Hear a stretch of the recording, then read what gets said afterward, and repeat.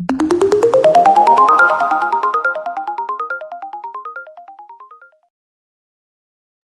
right, hey everyone, I'm Shorvik. I'm with Cyber Seniors, and today we'll be talking about transferring money overseas with Remitly. So this is everything we're going to be going over today. Creating an account, selecting country to transfer to, selecting currency type and amount, choosing delivery speed and method, entering recipient and personal info, adding payment method, review and confirm, and finally tracking payment. So step one, creating an account. You can create an account through the app available on Android or iPhone via their website, www.remitly.com. We'll have that in the comments today. To create an account, when you first open the app, you should find a green button that says join now to begin creating an account. Then it would ask you to pick your country and the country you will be sending money to. So in this case, you would say United States to whatever country you would choose. Next, you should be directed to a page to create your profile. There, you will create an email address and create a unique password with a minimum of 8 characters. Then you can go ahead and press join remotely. Step 2, selecting a country to transfer. Remitly will give you different methods of transferring money depending on the country you choose to send money to.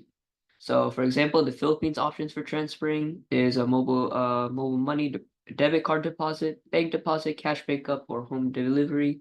While on India only has one choice, they have Express. Select a currency type and amount. When you pick the country you will be sending money to, it will automatically convert from your currency to the currency that is accepted in their country. For example, Singapore dollar, 10 Singapore dollars will automatically be converted to 563 Indian rupees. Also note that there is a transfer fee that will vary depending on the country you send it to and the method you choose. Once you have completed this, click on continue to go to the next steps. Step 4, choosing delivery method. Depending on the bank, it'll give you a list of methods of delivering the money. Some methods might be bank deposit, UPI, or cash pickup. For bank deposits, you will be directed to a list of banks in your recipient's country. You must discuss with the recipient which one is their bank. If their bank is not in the list shown, then you will scroll down to find where it says choose another bank. The delivery method of UPI. When you choose the method of UPI, it'll ask you to enter the recipient's virtual payments address. Then, similar to the other methods, it will ask for recipient's information.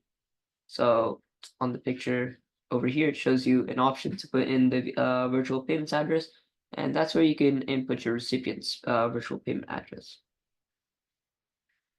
Cash pickup is best if the recipient does not have a bank.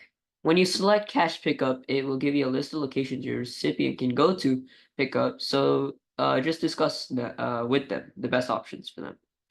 When the recipient goes to pick up the cash, they will need a card of identification. So in this picture over here, it shows the delivery locations. So essentially, I think it's stores. So Cobra Express, Megatone, Transferee, Gyros Express, More Money Transfers. So these are all places that you can pick up cash. Entering recipient and personal info. You'll be directed to a page where it will ask you for the recipient's information, and you will always need to put their first and last name as well as their account number and IFSC. When entering your recipient's phone number, they'll ask for a phone number. It is recommended to select yes, please when they ask if you want the recipient to be notified when the funds are ready. It'll also ask for the reason you are sending, so just pick from the options provided. So entering your personal info, it'll ask you for your full name, address, and phone number as shown below. Adding a payment method, it'll ask you for either your debit card, which is free, or your credit card, which has a fee. You will then input your card information as well as the address associated with the card, and then you will click next. So over here in the pictures, says credit card has a 3% fee. So that's the difference. Step 7, review and submit. You'll be directed to a summary of your transfer. You will review it to make sure the amount is correct and everything, and then you will send the money by clicking the big green button that says send money at the bottom. After the transfer is done, a code will be sent to your phone, so you would have to enter it and click submit. And finally, step 8, you'll be directed to a screen where it confirms that your transfer is on the way, so from one country to the other country, or one bank to the other bank. And from here, you can track the payment via the Remitly app. All right, and that concludes our webinar today. So these are the resources you guys can always find. And thank you for listening.